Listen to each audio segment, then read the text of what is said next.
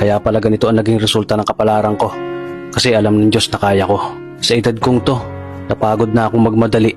Kaya lahat ng ginagawa ko ngayon, ini-enjoy ko na lang. Siguro sa dami na rin ng aking pinagdaanan, napagtanto ko na ang buhay ay mas malawak at mas mahiwaga pa sa mga problemang dumarating sa buhay natin. Tumatanda na tayo, baka sa kakahabol natin sa masagana at maayos na buhay, ay hindi na natin na-enjoy ang buhay. Baka nabubuhay na lang tayo dahil nape-pressure tayo sa sasabihin ng ibang tao.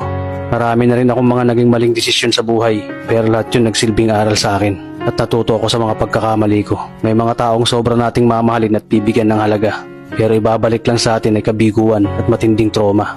Kaya wag nating lilingunin ng mga taong tulad nila, dahil mas payapa kapag hindi ka na interesadong malaman pa kung ano pang balita sa kanila. At wag mong idepende ang sarili mo sa kahit kanino.